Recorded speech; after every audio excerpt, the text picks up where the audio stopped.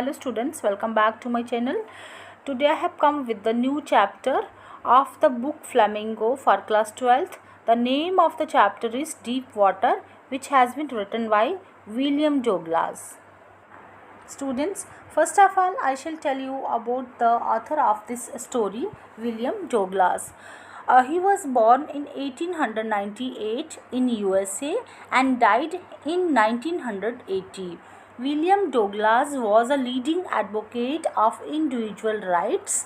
He was a judge at the Supreme Court of USA and retired in 1975 with a term lasting 36 years and remains the longest serving justice in the history of the court. Students, along with this, he was also a politician and the youngest justice appointed to the court. The chapter Deep Water is an excerpt which has been taken from his book of Men and Mountains. Students, now I shall give you a brief introduction of the story Deep Water. This story Deep Water is an autobiographical account of the author's childhood misadventure at the swimming pool. In this chapter, the author shares about his fear of water and how he overcomes his fear with courage, hard work, determination, willpower and strong desire. It conveys the idea that fear is a great obstacle to our happiness and progress. It is a negative feeling which we can overcome by sheer willpower and optimism. That means one great lesson that we can acquire from this story Deep Water is how to win over the fear with the help of the strength of mind and willpower. Now let me begin the summary of the story, which I shall explain with the points. I have taken the summary in points so that you may better understand the story. Douglas is the main character of the story. He is the author himself. Because this is an autobiographical story, that's why narrator is talking himself in the story. Number one point of the summary is Douglas had a deep desire to learn swimming since childhood. अब इस first point में क्या बताया गया है कि when डोगलास was a child, जब वो बच्चा था तब से ही उसके मन में डिज़ायर था to learn swimming. In the second point, in his childhood he was knocked down and buried by a wave at a beach in California.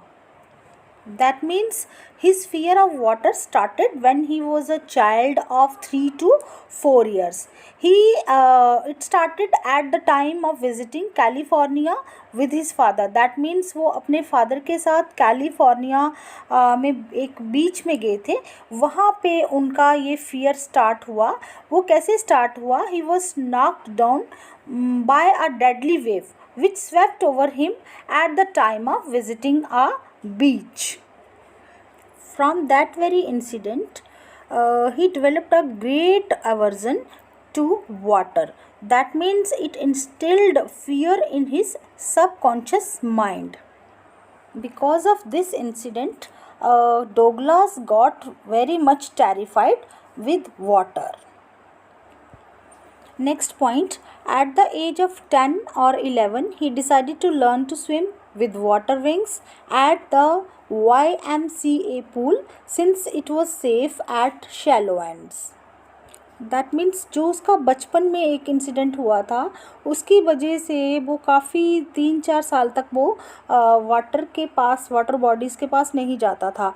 At the edge of 10 और 11, जब वो 10 या 11 ईयर्स का होता है उसके बाद वो थोड़ा डिसाइड करता है कि I shall learn swimming with water wings. तो उसको लगता है कि मुझे स्विमिंग सीखनी चाहिए क्योंकि उसका डिज़ायर था स्विमिंग सीखने का पानी से. तो उसको डर भी लगने लग गया था उस इंसिडेंट की वजह से, लेकिन वो कहता है कि नहीं, मैं वाटर विंग्स की हेल्प से स्विमिंग सीखूंगा.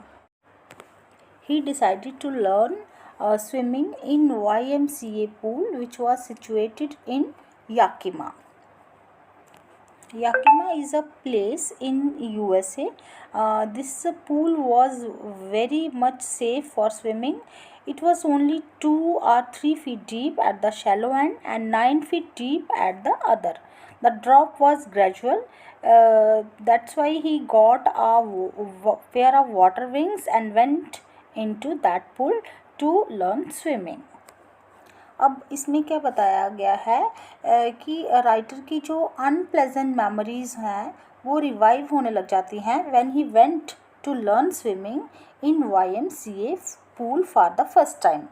अब उसकी वो मेमोरीज़ क्या थी जब वो अपने फादर के साथ गया था, कहाँ पे, सी बीच में गया था to learn swimming, to play with water. उस टाइम उसके साथ जो हैपनिंग हुई थी वही वाली फीलिंग्स, वही वाली मेमोरीज़ उसको परेशान करने लगती है और वो फिर से वाटर से डरने लगता है। But soon he gathered confidence. He watched other boys paddling on water with their water wings. He tried to learn by imitating them. उसको भी लगता है कि नहीं, मुझे डरना नहीं है, मुझे स्विमिंग सीखनी है. He did this 2 or 3 times on different days. तो वो अलग अलग दिन जाता है, 2 or 3 times जाता है इन अ सिंगल डे और वहाँ पे स्विमिंग सीखना शुरू कर देता है. He was just beginning to feel comfortable in the water when the misadventure happened.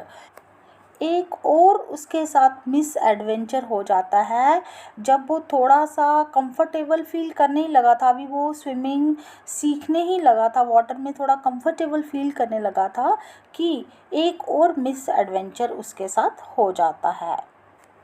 Next point, while sitting alone and waiting for others to come at YMCA pool, a big boy came and threw Douglas into the deep end of the pool. Once Douglas went to the pool lonely. एक बार वो अकेला ही pool में चला जाता है to learn swimming. At that time what happened, when he went to the pool there was no one else, so he sat on the side of the pool to wait for others. तो वो pool के side में बैठ जाता है कि मैं बाकी वालों का भी वेट करता हूँ, मैं अकेले पानी में नहीं जाऊँगा. Shortly afterwards a big boy, a boxer came. तो वहाँ पे उसी टाइम एक बिग बॉय आ जाता है. ही वॉज अ बॉक्सर, वो काफ़ी ऐसे बॉक्सर टाइप का लड़का था. He was probably 18 years old and had beautiful muscles. उसकी जो मसल्स थी काफ़ी ब्यूटीफुल थी on his legs and arms. He called the author skinny and asked how would he like to be plunged in water. तो वो उसको skinny कह के बुलाता है डोगलास को, क्योंकि डोगलास जो था वो काफ़ी थिन था, पतला था, उसकी लेग्स भी काफ़ी स्लिम थी, जिसकी वजह से उसको काफ़ी शाइनेस भी फील होता था. तो इसकी वजह से जैसे वो डोगलास को देखता है वो उसको स्किनी कह के बुलाता है and asked him how would he like to be plunged in water. उसको बोलता है कि अगर तुम्हें पानी में फेंक दिया जाए तो तुम्हें कैसा लगेगा, तुम्हें कैसा फील होगा. In this way, that boxer boy picked Douglas and threw him into the deep end. इस तरह से वो जो बॉक्सर बॉय होता है डोगलास को उठाता है, वो काफ़ी स्ट्रांग होता है वो बॉक्सर बॉय, और उसको ज़ोर से फेंक देता है डीप एंड वाली side. Next point, Douglas swallowed water and went straight down to the bottom of the pool. That means when the boxer boy picked Douglas and threw him into the deep end, he struck water in a sitting position.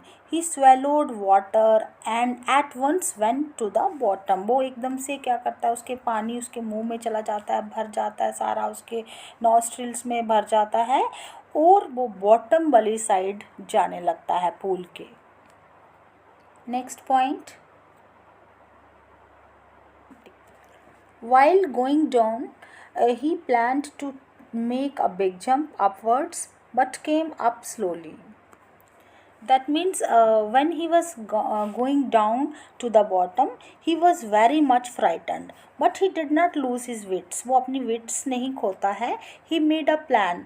जब वो नीचे की तरफ जा रहा था, जब वो डूब रहा था पानी में, during that time he made a plan. तभी से वो अपने माइंड में एक प्लान बनाता है. He would make a big jump. वो कहता है कि वो सोचता है अपने आप में कि जैसे ही मैं नीचे की तरफ जाऊंगा तो मैं पानी में डूब जाऊंगा, नीचे चला जाऊंगा पानी में, तो जैसे ही मैं बॉटम को टच करेंगे मेरे फीट, तो मैं एक बड़ा सा जंप लूँगा। He would come to the surface like a कॉक। तो उसके बाद वो सोचता है कि मैं एक कॉक की तरह बड़ा सा जंप लूँगा और सरफेस पे आ जाऊँगा, lie flat on it and then paddle to the edge of the pool. और उसके बाद पैडलिंग करता हुआ पूल के एज वाली साइड चला जाऊँगा। That pool was 9 feet deep at the deeper side. Those 9 feet appeared more than 90. अब उस टाइम डोगलास को वो 9 फीट डीप जो उसकी डेप्थ थी वो उसको 90 के बराबर लग रही थी। Before he touched bottom his lungs were ready to burst. तो वो जैसे प्लानिंग करता हुआ जा रहा था कि जैसे ही मेरे फीट जो है नीचे बॉटम को टच करेंगे तो मैं एक बड़ा सा जंप लूँगा। बट क्या होता है, before he touched bottom his lungs were ready to burst. उसकी लंग्स में पूरा पानी भर जाता है, ऐसे लगता है कि वो ब्रस्ट हो जाएंगी। When his feet hit the bottom, he made a great jump upwards. तो वैसा ही वो करता है, जैसे ही उसके बॉटम को उसके फीट टच करते हैं तो he took a great jump but he failed to reach the surface at once. तो उसको जैसे उसने सोचा था कि मैं एकदम से ऊपर आ जाऊंगा, बड़ा जंप लूँगा, बट वैसा नहीं होता है। He failed to reach the surface at once. He came up slowly, वो बड़े आहिस्ता से ऊपर आता है, स्लोली ऊपर आता है। His eyes and nose came out of water, उसकी आइज़ भी पानी से बाहर आ जाती हैं, उसका नोज़ भी आ जाता है, बट नॉट हिज माउथ, क्योंकि मुंह से उसने बोलना था लेकिन उसका माउथ जो है वो बाहर नहीं आ पाता। He moved around his legs on the surface of water. वो पानी की सरफेस पे अपनी लेग्स को मूव करने की कोशिश करता है, ऊपर लाने की कोशिश करता है, बट सक्सेसफुल नहीं होता है। He swallowed water and choked. तो उसके मुंह में फिर से पानी भर जाता है और उसकी आवाज़, उसका गला जो है वो बंद हो जाता है। He tried to bring his legs up, but they hung as dead weights. अब यहाँ पे लेग्स को कंपेयर किया गया है डेड वेट्स के साथ, जस्ट लाइक अ सिमिली, ये सिमिली है। तो यहाँ पे बताया गया है कि वो कोशिश करता है कि अपनी लेग्स को भी ऊपर खींचूँ, ऊपर की तरफ करूँ और मैं किस पूल के साइड में चला जाऊँ, लेकिन ऐसा नहीं हो पाता है। वो उसकी लेग्स उसको डेड वेट की तरह लगती हैं। That means they were not in that condition कि वो उस साइड पूल के साइड में जा सके, एज वाली साइड जा सके, वो डेड वेट की तरह उसको लगने लगती हैं। Next point, stark terror seized him, try to shout but couldn't. As I already told you that his eyes and nose came out of water but not his mouth. अब उसका mouth ही बाहर नहीं आता है तो वो बोल नहीं पाता है, वो बोल नहीं पाता है क्योंकि किसी को बुला नहीं पाता है कि उसकी कोई हेल्प करे। तो इसकी वजह से he was very much frightened, वो काफ़ी डर जाता है कि ये मेरे साथ क्या हो रहा है। वो सक्सेसफुल जब नहीं होता है पानी से बाहर आने के लिए, that's why he was very much frightened. He was sinking under water because terror had seized him. He was paralyzed under water, but his heart and the pounding in had told him that he was still alive. अभी भी उसको लग रहा था, अभी भी उसमें अपने आप में कॉन्फिडेंस उसको होता है कि मैं अलाइव हूँ, अभी भी मैं ज़िंदा हूँ, मैं फिर से ट्राई करूँगा जंप करने की। अभी भी उसको लगता है कि I am not dead. Next point, as he went down the pool the second time, he tried to jump upwards, but it was a waste of energy. Now this point shows us that he was very much determined to get out of water. उसके अंदर कितनी will power है, वो कितना determined है कि मुझे पानी से बच के निकलना है। अभी भी वो डूब रहा है, वो ही सिंकिंग अंडर वाटर, फिर भी उसकी डिटर्मिनेशन उसको बता रही है कि नहीं, मुझे पानी से बाहर आना है। That means when he hit the bottom for the second time, he jumped with his full might. वो अपनी पूरी might, पूरी power लगा के jump करता है for the second time. The jump made no difference. That means second time भी वो successful नहीं होता है, कोई ख़ास उसको फ़र्क नहीं होता है कि उसके जंप काफ़ी हाई जंप हो जाता है. The water was still around him. अभी भी वो पानी के अंदर ही था. His arms and legs wouldn't move. He trembled with fear. उसकी आर्म्स भी मूव नहीं कर पा रही थी, उसकी लेग्स भी मूव नहीं कर पा रही थी. And he was trembling with fear. Then he tried to call for help, to call mother, but nothing happened. उसके बाद वो कोशिश करता है कि मैं किसी को आवाज़ लगाऊं, अपनी मदर को ही आवाज़ लगाऊं कि वो मेरी हेल्प करें, but nothing happened. Then he rose up. His eyes and nose were almost out of water. He sucked for air and got water. अब वो हवा में सांस लेने की कोशिश करता है, लेकिन अब नोज़ जैसे ही उसका बाहर आता है तो वो सांस लेने की कोशिश करता है. उसके बाद एकदम से उसका नोज़ नीचे हो जाता है. And instead of air he got water only. He started going down for the third time. इस बार वो फिर से तीसरी बार वो नीचे बॉटम की तरफ जाने लगता है. Next point. During the third trial, he sucked in water instead of air, so he ceased all efforts and became unconscious. As I have already told you that his eyes and nose were almost out of water. जैसे ही उसकी eyes और nose water से थोड़ा बाहर आती हैं, he sucked for air. वो हवा लेने लगता है कि मैं थोड़ी सांस ले लूँ, but he got only water.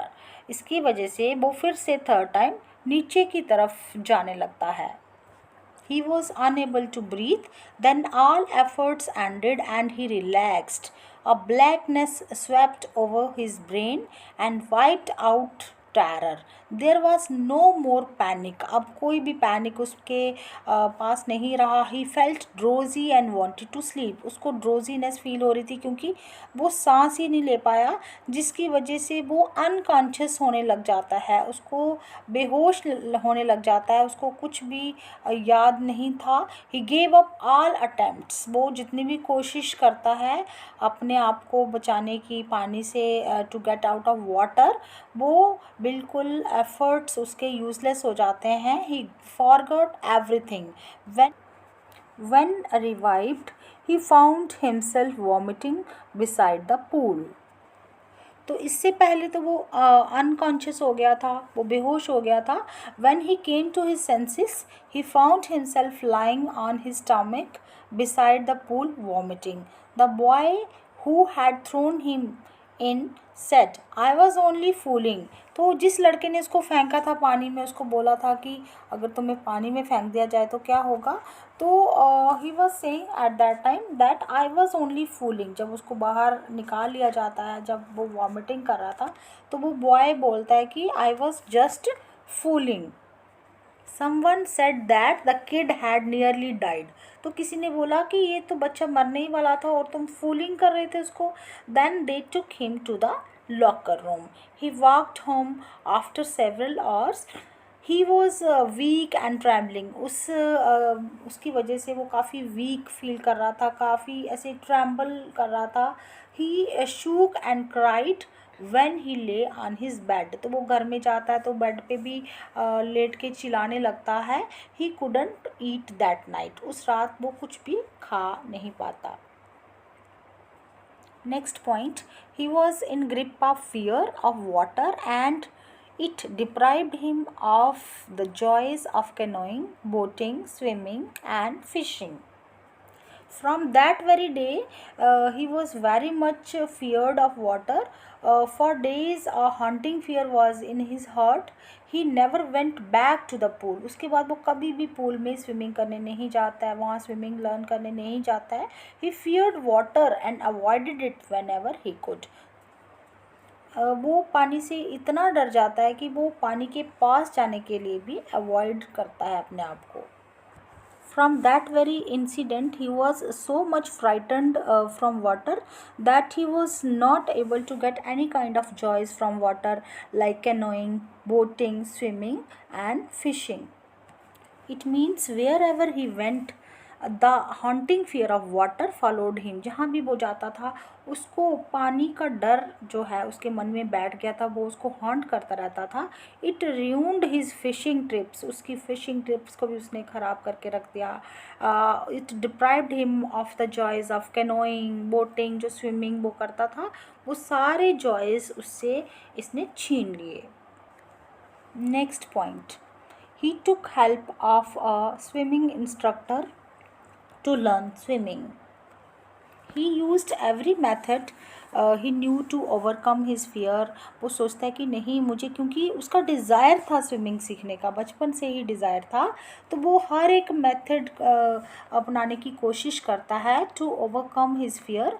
Finally he decided to get an instructor and learn to swim. Next point, the instructor taught him swimming piece by piece. That means the instructor taught him various actions necessary in swimming part by part. He put his face under water and exhaled and inhaled, raising it above water. That means उसने learn किया how to inhale in water, how to exhale in water. He practiced it for several weeks. He had to kick with his legs a few weeks on the side of the pool. At last, he combined all these activities, all these actions, and made the writer swim. In this way, the writer became a good swimmer. Next point, he went to different lakes to swim and found tiny vestiges of fear still gripped him. In this way he learned swimming, but the terror continued. फिर भी उसको पानी से डर लगना बंद नहीं हुआ, बीच बीच में उसको पानी से डर लगता ही रहता था. Whenever he was in water, the terror returned. जब भी वो पानी में जाता, वो स्विमिंग करता, तो पिछला टेरर जो उसके मन में था रिलेटेड टू वाटर, वो फिर से रिटर्न हो जाता था. But whenever that fear came into his mind, he challenged that fear and swam in the different lakes. Next point, swimming up and down the warm lake, he finally overcame his fear of water. The writer was very much determined to get rid of fear of water. अब writer जो है काफ़ी determined है, वो अपने पानी के डर को मन से हटाना चाहता है, तो उसके लिए वो क्या करता है, he finally gained the courage to face challenges and swim even in the warm lake. In this way he got rid of his fear of water. He realized that in death there is peace and there is terror only in fear of death. It means he realized that death was peaceful and only the fear of death was fearful. He recollects the words of one of the presidents of America, Roosevelt. Roosevelt had said that all we have to fear is fear itself. As William had experienced death and the fear of death, his desire to live grew immensely. He felt released from fear and was free to walk up the trails and climb up the mountains fearlessly. Next lines, will to live is stronger than fear of death. Here Douglas wants to convey us that life became meaningful for him after this experience, and the desire to live grew intense once he had conquered over fear. To sum up this story, Deep Water, we learn that if we are determined enough and have courage, we can overcome any fear that comes our way without letting the fear overpower us. This story, Deep Water, teaches us the lesson of self-determination and willpower. A writer says that it is not death but the fear of death that scares one and all of us. That means it is not death but the fear of death that creates terror in our mind. In this story, terror is nothing but our enemy who wants to defeat us. This was all about the summary of Deep Water. Thanks for watching. Please don't forget to like, subscribe and share my channel.